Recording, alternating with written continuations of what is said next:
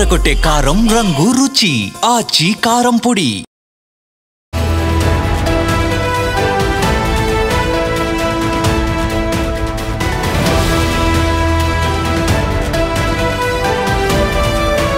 Breaking news. అమ్మ నాన్న డబ్బులు ఇచ్చి కాలేజీకి ఫీజులు కట్టి స్కూళ్ళకు ఫీజులు కట్టి వెళ్ళి చదువుకోండి అని పంపిస్తూ ఉంటే ప్రేమ దోమ ప్రేమికుడు అంటూ పార్కుల వెంట తిరుగుతున్న ప్రేమికులారా ఈ న్యూస్ని చాలా జాగ్రత్తగా వినండి. ఎందుకంటే బయట తోడేళ్ళు లాంటి మనుషులు తిరుగుతూ ఉన్నారు కాబట్టి ఈ వార్త మీకోసమే చెబుతూ ఉన్నాను. చిత్తూరు జిల్లాలో సంచలనం సృష్టించిన గ్యాంగ్ రేప్ ఘటన ఇది. అమ్మా నాన్న స్కూల్కి వెళ్ళి చదువుకోండి అని కాలేజీలకి స్కూల్కి పాపం కష్టపడి ఫీజులు కట్టి పుస్తకాలు కొని యూనిఫామ్ కొని వాళ్ళు బాగా చదువుకుంటారని స్కూల్కి పంపిస్తుంటే ప్రేమ దోమ అంటూ ప్రేమలో పడి పార్కుల వెంట తిరుగుతున్న ప్రేమికులను ఒక కంట కనిపెట్టి దుర్బుద్ధితో కనిపెట్టి వాళ్ళపైన అఘాయిత్యాలకు పాల్పడే కొన్ని గ్యాంగులు తిరుగుతున్నాయి పార్కుల్లో. చిత్తూరు జిల్లాలో ఈ ఘటన చోటు చేసుకుంది. చిత్తూరు జిల్లాలో ఒక ప్రేమ జంట పార్కుకు వెళ్ళింది.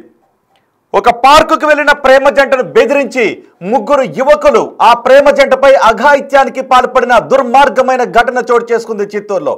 ఆ దుర్మార్గమైన ఘటనకు పాల్పడిన ముగ్గురు నిందితులను ఇప్పుడు మీరు ఆ బిగ్ టీవీ స్క్రీన్ పైన చూస్తున్నారు. చూడండి ఒక్కసారి. ఇదిగో వీళ్ళిద్దరు, ఇంకొక తోడేలు, ఇదిగో ఇదొక తోడేలు.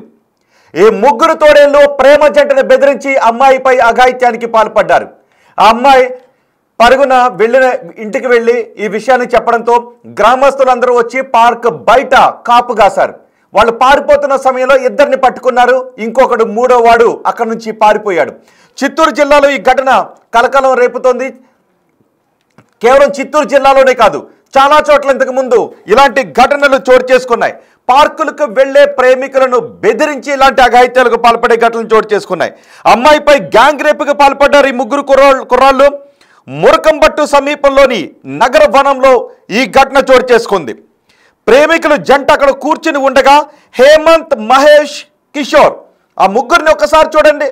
ఇడిగో వీళ్ళ ముగ్గురు, హేమంత్, కిషోర్, మహేష్, వీళ్ళ ముగ్గురు వాళ్ళని బెదిరించి గ్యాంగ్ రేపుకి పాల్పడ్డారు. తమను ఫారెస్ట్ సిబ్బందిగా పరిచయం చేసుకున్నారు. అక్కడ ప్రేమ జంట ఆ వనంలో కూర్చుని ఉండగా నగర వనంలో ఆ ముగ్గురు అక్కడికి వచ్చారు. మేము ఫారెస్ట్ సిబ్బంది అని చెప్పారు ఆ ప్రేమ జంటకు. తమ మేడం పిలుస్తోంది అని అబ్బాయిని అక్కడి నుంచి బలవంతంగా తీసుకువెళ్లారు. ఒంటరిగా ఉన్న బాలిక నోరు నొక్కి బలవంతంగా ఆ బాలికపై అత్యాచారానికి పాల్పడ్డారు ఇద్దరు నిందితులు. కొంతసేపటి తర్వాత మళ్ళీ ఈ మూడో తోడేలు కూడా వచ్చింది. ఆ మనిషి రూపంలో ఉన్న తోడేలు కూడా వచ్చింది. మూడో తోడేలు అక్కడికి వచ్చి వాడు కూడా ఆ బాలికపై అఘాయిత్యానికి పాల్పడ్డాడు. ఈ విషయాన్ని తన ఊళ్ళో వాళ్ళకు చెప్పింది బాలిక. నగరవనం దగ్గర కాపు కాసి నిందితులను పట్టుకున్నారు బాలిక ఊరి జనం. ఈలోపు ఒకటి తప్పించుకొని పారిపోయాడు. మరో ఇద్దరిని మాత్రం పోలీసులు అరెస్ట్ చేశారు. ఇప్పుడు మీరేమనుకుంటున్నారు ఈ ఘటన చూసిన తర్వాత? ఆ ముగ్గురిని ఏం చేయాలి? జైల్లో కఠినంగా శిక్షించాలా? చాలా సందర్భాల్లో అమ్మాయిలపై అఘాయిత్యాలకు పాల్పడే నిందితులకు పడిన శిక్షలు వీళ్ళకు కూడా వెయ్యాలా? ఎన్కౌంటర్ లాంటి శిక్షలు వెయ్యాలా? అఫ్కోర్స్ ఎన్కౌంటర్ అని మాట్లాడకూడదు, కానీ ఇలాంటి వాళ్ళ వల్ల సమాజానికి లాభం ఏముంటుంది? భారతదేశం నా మాతృభూమి, భారతీయులందరూ నా సహోదరులు అని చిన్నప్పటి నుంచి మనం ప్రతిజ్ఞ చేస్తూ స్కూళ్ళకి వెళ్ళి పెరిగాం. కానీ వీళ్ళు మాత్రం అక్కడ ఒక ప్రేమ జంట కనబడితే వీళ్ళ కామవాంఛ తీర్చుకోవాలి అని మనసులో దుర్బుద్ధి పుట్టింది. వీళ్ళకి అన్న చెల్లి బంధాలు ఇవే ఉండవు, మానవ సంబంధాలు ఏమీ ఉండవు. తోడేళ్ళ లాంటి మనుషులు. మరి వీళ్ళకి బతికే హక్కు ఉందని మీరు అనుకుంటున్నారా? బతికే హక్కు ఉందని మీరు అనుకుంటున్నారు. చాలా సందర్భాల్లో మనం చూసాం, అమ్మాయిలపై అఘాయిత్యాలకు పాల్పడి వాళ్ళని నిర్దాక్షిణ్యంగా చంపేసిన దుర్మార్గమైన ఘటనలు చూసాం. వీళ్ళు దానికి తీసిపోరు కదా. పైగా ఆ అబ్బాయిని ఏమని చెప్పారు? మేడం పిలుస్తోంది, మేము ఫారెస్ట్ సిబ్బంది అని చెప్పారు. మేడం పిలుస్తోందని ఆ ఒక్కరిని తీసుకువెళ్ళారు. వాళ్ళు నమ్మారు, నిజంగానే ఫారెస్ట్ సిబ్బంది కాబోలు అని వాళ్ళు నమ్మారు. అబ్బాయి ఒక్కడ వెళ్ళిన తర్వాత అమ్మాయి నోరు నొక్కి అమ్మాయిపై అఘాయిత్యానికి పాల్పడ్డారు. ప్రేమ జంట చాలా చోట్ల, అందుకే చెప్తూ ఉన్నాను, స్కూల్కి కాలేజీలకి వెళ్ళి చదువుకోండి అమ్మా అని అమ్మా నాన్న డబ్బులు ఇచ్చి పంపించి స్కూల్ ఫీజులు కట్టి పంపిస్తూ ఉంటే కొంతమంది ప్రేమ జంట ఇంకా మైనార్టీ కూడా తీరని వయసులో ఇలా పార్కులకు వెళ్ళి ఇలాంటి వెధవల బారిన పడుతూ ఉన్నారు. అమ్మా నాన్న కష్టపడి మిమ్మల్ని డబ్బులు ఇచ్చి స్కూల్ ఫీజులు కట్టి స్కూల్ ఫీజులు ఏటేటా పెంచేస్తున్నప్పటికీ కూడా రెక్కలుంచి కష్టం చేసి మిమ్మల్ని స్కూళ్ళకి పంపిస్తూ ఉంటే చదువుకోండి అమ్మా అని ప్రియుడు వెనక తిరుగుతూ ఉన్నారు, కొంతమంది ప్రియుడు ప్రియురాళ్ళు అంటూ తిరుగుతూ ఉన్నారు, పార్కుల వెంట తిరుగుతూ ఉన్నారు. ఇలా పార్కులకు వస్తారు కదా ప్రేమ జంటని కాపు కాసుకుని కూర్చుంటూ ఉన్న ఇలాంటి తోడేళ్ళు. కాబట్టి ఇంట్లో అమ్మ నాన్న స్కూల్కి పంపిస్తే వెళ్ళి చదువుకోండి తప్ప పార్కులకి వెళ్ళకండి. ప్రేమ ఏజ్ కాదు మీది. ఇంట్లో వాళ్ళని మోసం చేయొద్దు, ఇలాంటి దరిద్రుల బారిన పడొద్దు. ఇలాంటి దరిద్రులకు బతికే హక్కు లేదు అని నేను అనుకుంటున్నాను. మరి మీరేమనుకుంటున్నారు? మీ అభిప్రాయం కామెంట్ బాక్స్లో తెలియచేయండి. వీళ్ళకి బతికే హక్కు లేదు నా దృష్టిలో. వీళ్ళ జంతువులకి ఇంకా బతికే హక్కు ఉంటుంది, జంతు హక్కులను మనం కాపాడాలి కూడా. కానీ వీళ్ళ బతికే హక్కును కోల్పోయిన నర రూప రాక్షసులు వీళ్ళ ముగ్గురు కూడా. ఒకసారి మా ప్రతినిధి దామోదర్ ఉన్నారు, దామోదర్తో కూడా మనం మాట్లాడదాం. మీరేమనుకుంటున్నారు ఈ ముగ్గురు గురించి? చూడండి ఒకసారి ముగ్గురు ఒక ఫ్రేమ్లో చూపెడుతున్నాను. వీళ్ళ ముగ్గురు మీ ప్రాంత వాసులు, వాళ్ళ ఫ్రెండ్స్, బాగా తెలిసిన వాళ్ళు అయ్యుండి ఉంటారు కదా. వీళ్ళ ముగ్గురు ఇంత దారుణానికి దుర్మార్గానికి పాల్పడ్డారు అని తెలిసిన తర్వాత చూడండి ఒకసారి ఆ ఫేసులు చూడండి. వాడు ఏదో హీరోలాగా కళ్ళజోడు పెట్టుకున్నాడు, వాడిని చూడండి ఒకసారి, హీరో పోజులు ఇస్తున్నాడు కళ్ళజోడు పెట్టుకుని.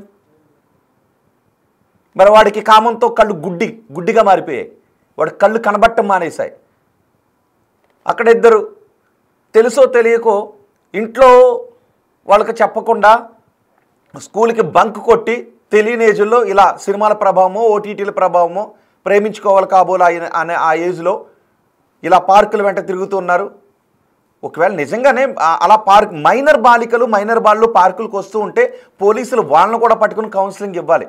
కేవలం మైనర్ బాలికల జోలుకో మైనర్ బాలుల జోలుకో ఎవరైనా వచ్చి వేధింపులు చేస్తే వాళ్ళపైన పోక్సో కేసు పెట్టడం మాత్రమే కాదు, మైనర్ బాలికలు ఎక్కడైనా పార్కుల్లో మైనర్ బాలికలను తీసుకుని పార్కులకు వస్తే సుమోటోగా కూడా పోలీసులు వాళ్ళపైన కేసులు నమోదు చేసి కౌన్సిలింగ్ ఇచ్చి తల్లిదండ్రులను పిలిపించి పంపించే ఒక క్యాంపెయిన్ చేస్తే బాగుంటుందేమో.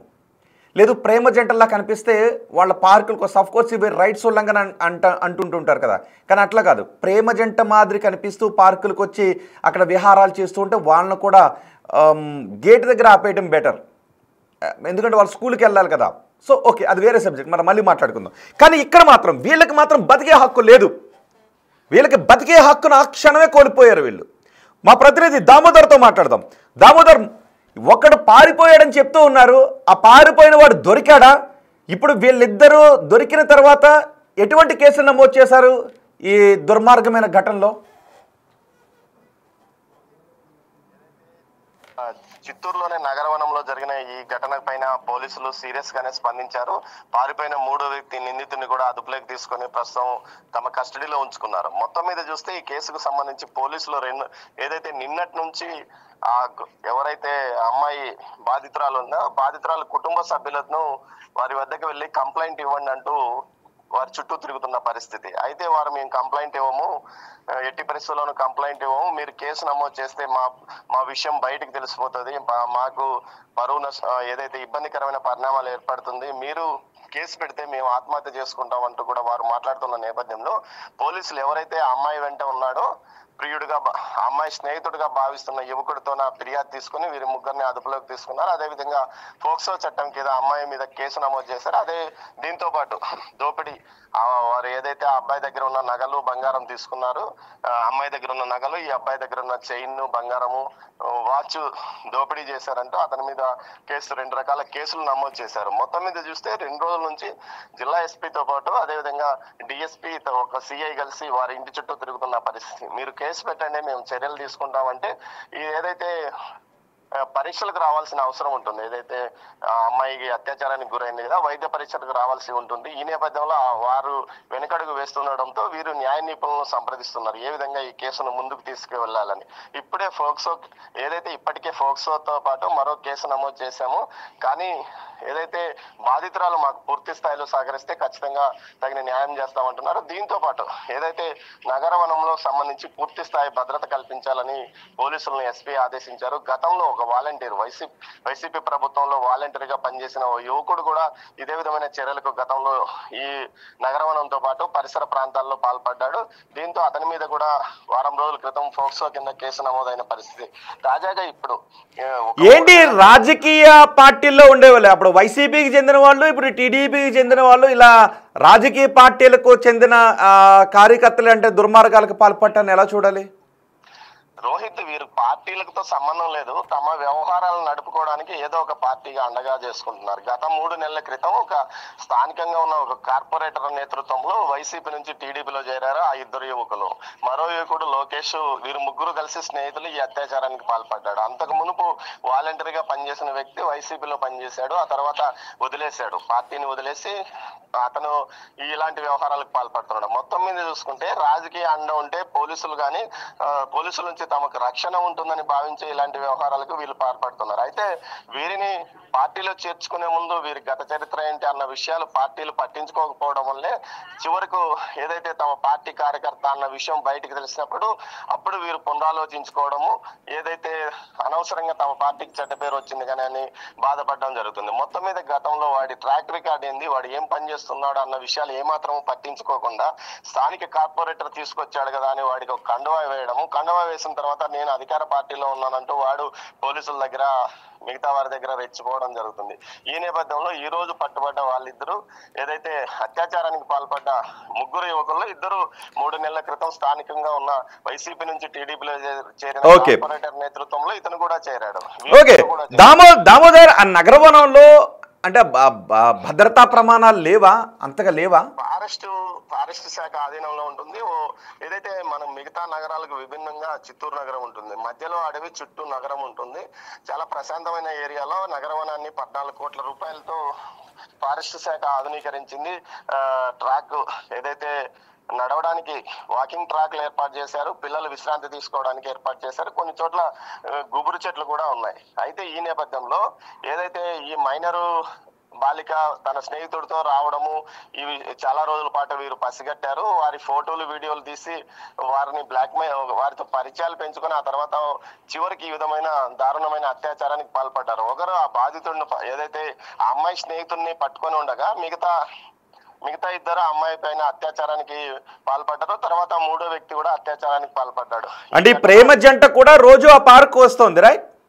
తరచుగా పార్కు వస్తుంది. ఆ అమ్మాయి వారిద్దరి విషయాన్ని పూర్తి స్థాయిలో వీరు గమనించి ఆ తర్వాతనే వీరు అత్యాచారానికి పాల్పడినట్లు తెలుస్తుంది. చాలా వరకు నగరవనాల్లో పోలీసులు ఎంత కట్టుదిట్టం చేసినా ఫారెస్ట్ శాఖ తీసుకుంటున్న నిర్ణయాలు ఏదైతే మైనర్ బాలికలు కానీ కాలేజీ అమ్మాయిలు కానీ చాలా మంది ఈ విధంగా మధ్యాహ్నం కాలేజ్ కంటూ చెప్పి వచ్చి 10 గంటల తర్వాత పార్క్ లో టోకన్ ఏదైతే నగరవనంలో టోకన్ తీసుకోవడము, గూరు చెట్ల వెనక వెళ్ళడం. ఈ మధ్య కాలంలో ఫారెస్ట్ శాఖ ఏదైతే సలహాదారుడికి కూడా ఈ దృష్టికి కూడా బిగ్ టీవీ విషయాన్ని తీసుకెళ్లింది. గతంలో తిరుపతిలో ఉన్న నగరవనంలో ఇలాంటి వ్యవహారాలు నడుస్తున్నాయని తెలియడంతో స్థానికంగా ఉన్న పోలీసులు వెంటనే రైడ్ చేసి ఫారెస్ట్ అధికారులను కూడా హెచ్చరించిన నేపథ్యం. తాజాగా ఇటువంటి వ్యవహారమే అక్కడ కూడా చిత్తూరులో జరిగింది. పోలీసు ఫారెస్ట్ శాఖ సంయుక్తంగా, ముఖ్యంగా ఫారెస్ట్ శాఖ అక్కడ నిధుల సమీకరణ కోసం ఏదైతే మెయింటెనెన్స్, నగరవనాల మెయింటెనెన్స్ కోసం ఈ విధమైన టికెట్స్ పెట్టడం, వారిని తీసుకురావడం, వాళ్ళు వచ్చి ఎంజాయ్ చేసిపోవడం జరుగుతుంది. ఓకే దామోదర్, ఇప్పుడు ఆ బాలిక కుటుంబం కేసు పెట్టడానికి ముందుకు రాకపోతే ఈ కేసులో మరి ఏం జరుగుతుంది? మరి పోలీసులు సుమోటోగా తీసుకున్నప్పటికీ కూడా వాళ్ళు ముందుకు రాకపోతే, వైద్య పరీక్షలకు ముందుకు రాకపోతే కొంత ఇబ్బంది కలిగే అవకాశం ఉంటుంది కదా కేసులో ముందుకు వెళ్ళటం. రోహిత్, అసలు విషయం ఏమంటే బాధితుడు ఎవరైతే అమ్మాయి స్నేహితుడు చివరి వరకు ఆ కేసులో నిలబడాలి. అతను ఆ ఫిర్యాదును గట్టిగా తాను చేసిన ఏదైతే ఫిర్యాదుకు నిలబడి కోర్టులో సాక్ష్యం చెప్పాల్సి ఉంటుంది. అదే సమయంలో ఇప్పుడు కేవలం ఆ అబ్బాయి ఇచ్చిన ఫిర్యాదు మేరకే కేసు నమోదైంది. ఆ తర్వాత ఆ అమ్మాయి పూర్తి స్థాయిలో అమ్మాయి తల్లిదండ్రులు కేసు పెట్టాలి. అదేవిధంగా వాళ్ళు కూడా కేసులో ఇంప్లీడ్ కావాలి. అదేవిధంగా అమ్మాయికి వైద్య పరీక్షలు ఖచ్చితంగా నిర్వహించాలి. వైద్య పరీక్షలు నిర్వహించకుండా కేసు నమోదు చేస్తే కోర్టులో వీగిపోయే అవకాశం ఖచ్చితంగా. ఈ నేపథ్యంలో కేసు పెట్టడానికి అమ్మాయి తల్లిదండ్రులను ఏదైతే పోలీసులు బతిమాలాల్సిన పరిస్థితి కూడా అక్కడ. ఈ అబ్బాయి ఎవరు? ఈ ప్రేమికుడు ఎవరు? అతను మైనార్టీ తీరిన వ్యక్తా? ప్రేమికుడైతే మేజరు, అదే గ్రామానికి అమ్మాయికి సన్నిహిత సంబంధం ఉన్న ఏదైతే వ్యక్తి అని చెప్తున్నారు. మొత్తం మీద ఈ విషయాలను ఏదైతే అమ్మాయి మైనర్ కావడంతో ఈ విషయాలను బయట పెట్టడానికి పోలీసులు ఇది బయట పెట్టకూడదు, సుప్రీంకోర్టు ప్రకారం మైనర్ బాలికల ఇష్యూలో ఎవరిని పేర్లు కూడా బయట పెట్టకూడదని వారు చెప్తున్న నేపథ్యంలో అందుకో ఈ విషయం రహస్యంగా ఉంచినట్టు తెలుస్తుంది. రోహిత్, రైట్. దామోదర్, మొన్న చూసాం గండికోటలో ఒక అమ్మాయి చనిపోయింది. ఇప్పటి వరకు అమ్మాయి ఎందుకు చనిపోయిందో తెలియదు.